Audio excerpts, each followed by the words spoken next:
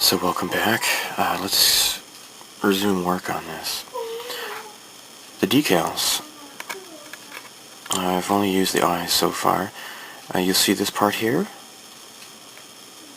and this part here. So there's two each. So I'm not going to use these decals. I think in my previous video I called them stickers, but I'm dumb. So, I don't want to try to line the decals up on top of these things. It's kind of stupid because, it's not going to fit any color inside here at all. On top of that, what about the back side? It will be visible. I don't want that to happen. So, we're going to paint these. That would account for these two here. Now, these two are right here. These go on the sides of the mecha. So I just put some Tamiya masking tape down and ran my fingernail along the edge here. Found where it was, pressed hard. And then I went over it with my X-Acto knife. Just carefully cut out without, making too much pressure. Just pressing down just enough to cut it, and I made sure that really cut along the edges, because that's where it might catch, and then it might pull up when I was removing. So these are set to go. Now the other part that the instructions call for painting here. Oh, by the way, it's burnt iron, Mr. Color 61. That's what what it says right here. There you go. Yaki Tetsu Iro. Burnt iron. So, yeah, number 61. So, if you look down here, there's like that turbine or something in the back. That's where it needs to go. So, that's this part here. But you look at this though. You got this little lip in here. Masking in there might be a little bit difficult, maybe. Especially because it's usually too wide. So, the little Tamiya masking tape that I have is like the really super wide one.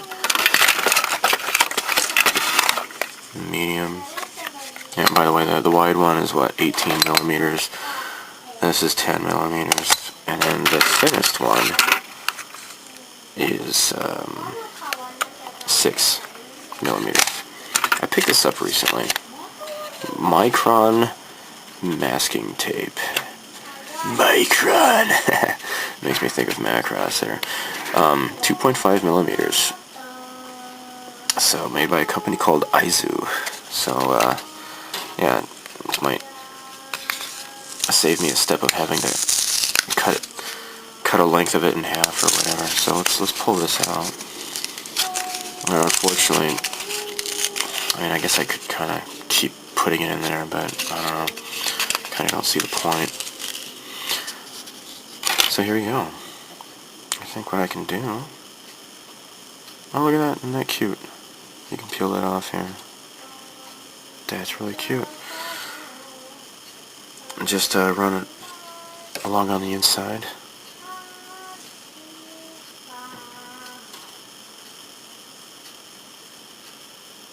So let me get this damn tape off here. That little thingy. Get away here. Go away, thingy. Nobody likes you. There. Gosh. Oh crap, it's already folding in on itself. No! Nuts, nuts, nuts.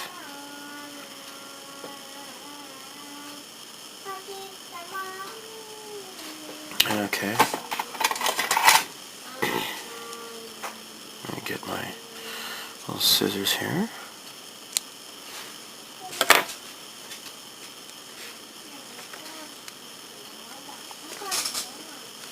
I don't know if I can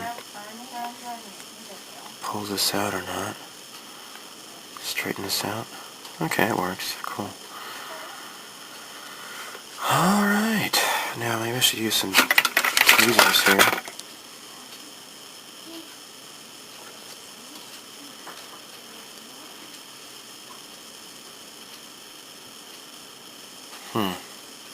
There we go. gosh.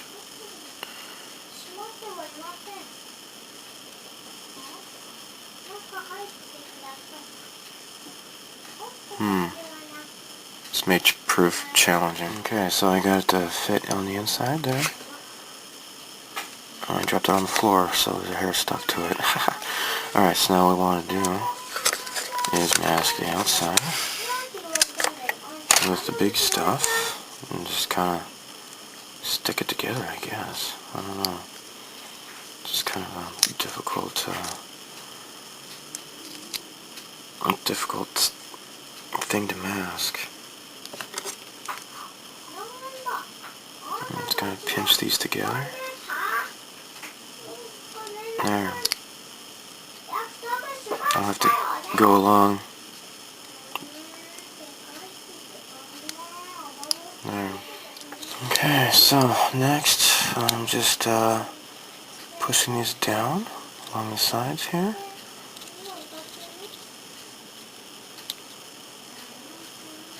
There.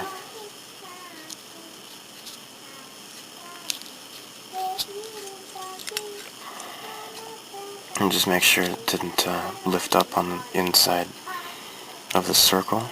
Well, looks like okay. So yeah, just smushing the tape down here, the wall, and hopefully that'll also kind of cinch the tape together to make sure that it doesn't leak inside, and you know, get the burnt iron color on the beautiful pink. So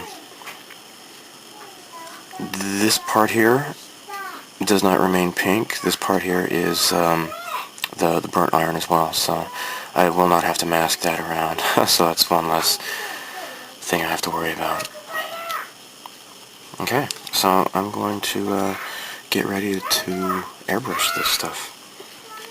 I just realized that these two parts here, they're going to have to be painted red inside. There are corresponding decals here, but I'd rather not use them. So let's pluck these off here.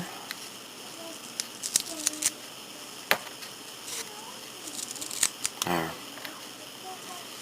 And paint these.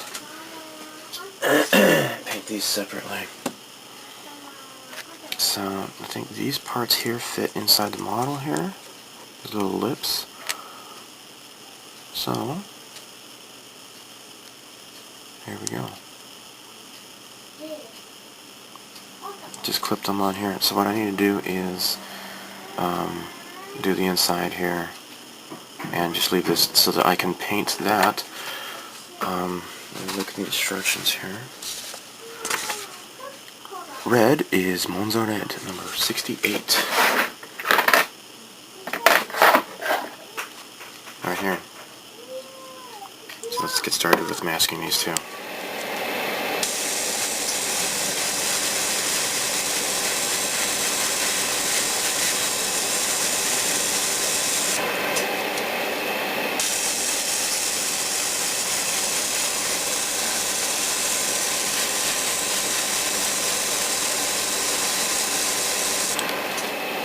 Okay, so next I'm going to do Alclad lacquer crumb. Yay! This enamel has been sitting for about a week now, so it's nice and shiny. Let's see how it works on enamels. First time. I'm really curious if it doesn't attack the enamel, but it's supposed to be kind to it.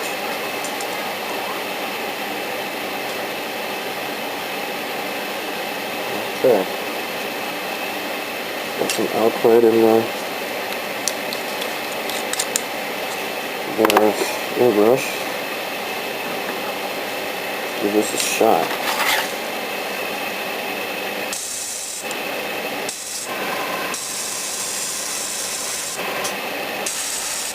Okay.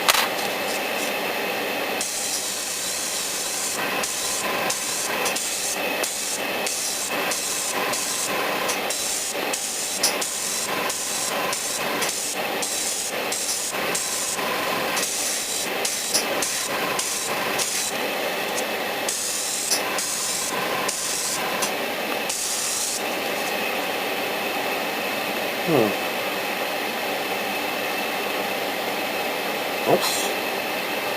I need to add some more. I don't think I used that much.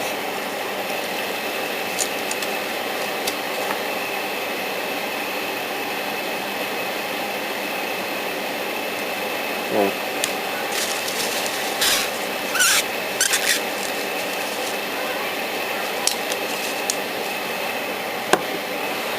So I've already done the red and the burnt iron.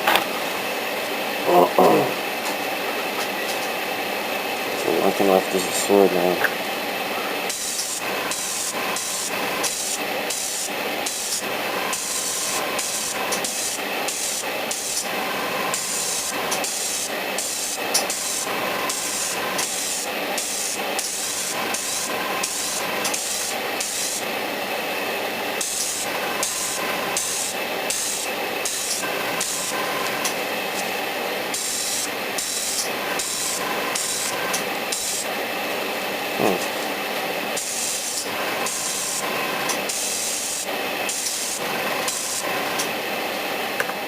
So I've completed the airbrushing for tonight. I believe these are the only parts that really require masking and airbrushing. I think I'm pretty much done with airbrushing, except for maybe putting down a clear coat and such. But it seems okay. Guess the moment of truth is when when it comes time to remove the masking.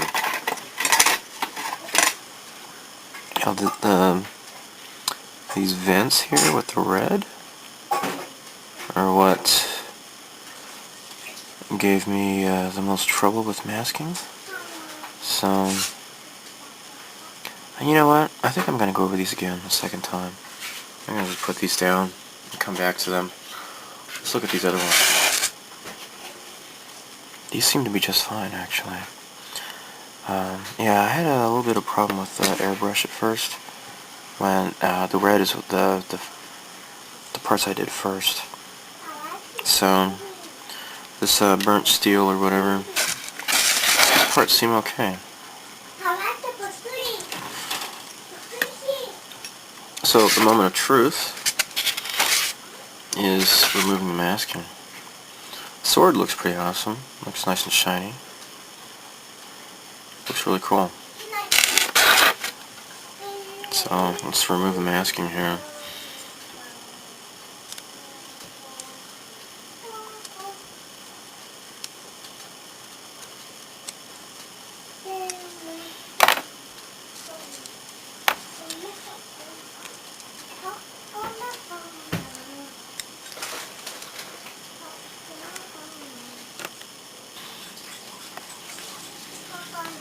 Looks pretty nice.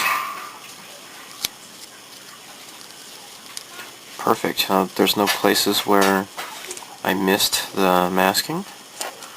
That looks pretty darn awesome right there. I'm very happy. Cool. Let's do the other one now.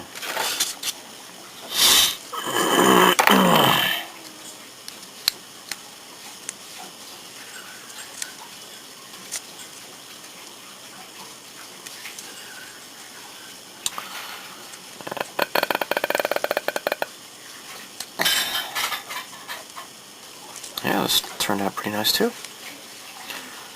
Great! Well, this is fantastic! Yeah. Looks way better than the water slide decal would provide. I think. That looks really nice. That looks really, really fantastic. Alright, let's do this one now. This is what it's kind of weird doing this like inside contour. So I was a little bit apprehensive about this one.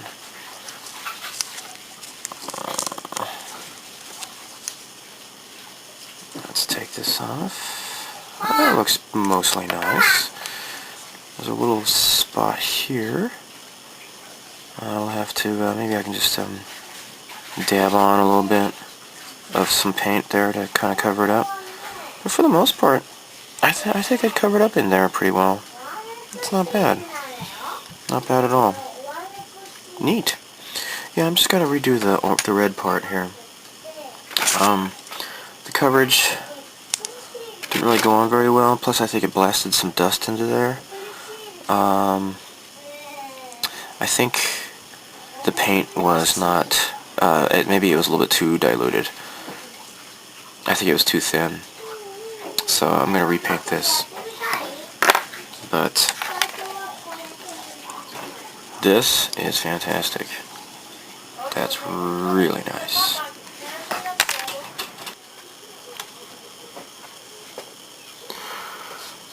So here's the finished results with the red matter, Monza red. Looks pretty nice. So they're nice and shiny in there. And so yeah, instead of using those stupid water slide decals, I'll just, after a clear coat, do some panel lining in there and bring out the vents. That'll look pretty nice. So, last bit of painting I did was kind of a dumb mistake, I suppose. So what I did was, I just grabbed a rattle can. I had matte black, TS6. It was just there, it was available. I thought, what the hell. I spray painted this. This is the main body of the robot. So I masked all of this, and I just spray painted it real quick. But as you can see here, see how it has like this line right here? Looks like a semi-gloss. It's because it didn't quite dry all the way.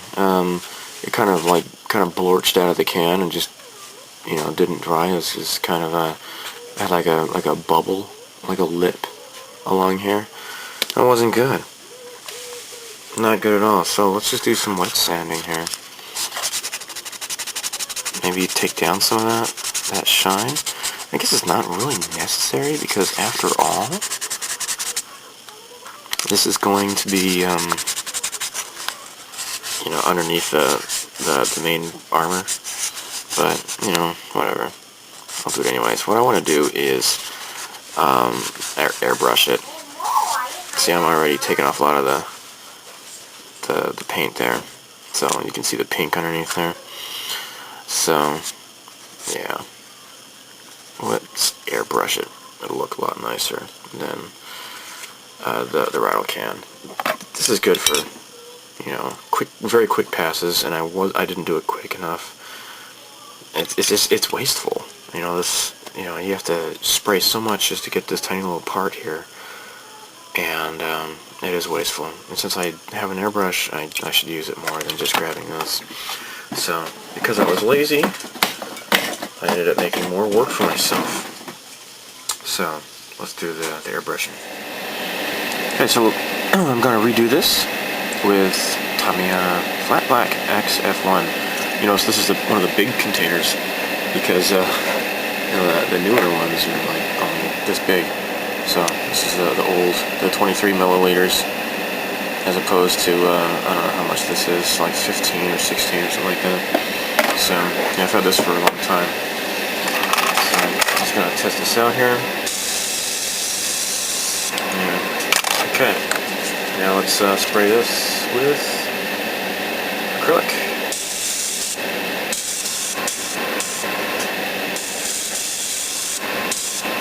Getting some sputter here. There we go. I guess it's kind of normalized now. I don't want to overspray. Let me just let that dry off a little bit.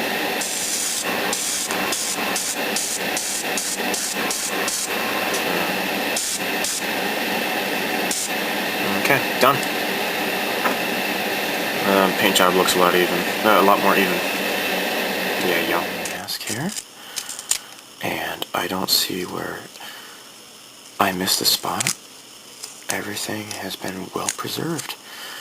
I'm so happy, because when I first started getting into modeling, I didn't quite get the knack of masking quite right, and I would get some, some paint sneaking underneath folds and such. But here we go. This is great. And if I can find the part that this fits onto, his like this. Alright, and then you got like the two Dalek looking eyeball thingies. So, yeah, that's how it goes. So, I went over it a second time with the Tamiya black, flat black. This time, instead of using water, I used acrylic thinner. And I think it works a lot better than just water. When I use water, it feels kind of chalky. This actually feels a lot more like paint. I'm going to use this from now on. I kind of like this. I was just thinking, if I can just be cheap, just use water instead. But I'm going to use this from now on. I like the results. It feels a lot better. I just, 20 minutes ago, and it's dry already, of course. It's acrylic and it dries fast. It dries very quickly. But yeah, neat stuff. So coming up next will be hand brushed paints, and I'm going to be using a lot of mostly testers and maybe a couple of Tamiya. I think I'm going to use Tamiya Rubber Black because for the I should say it's for the hoses, because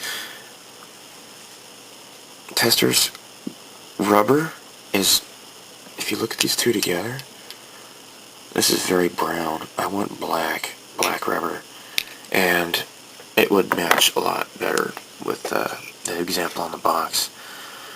So I'm going to be also, let me cut this out.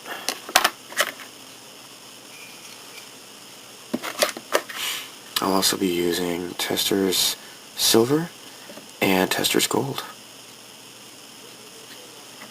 So stay tuned. Yaha.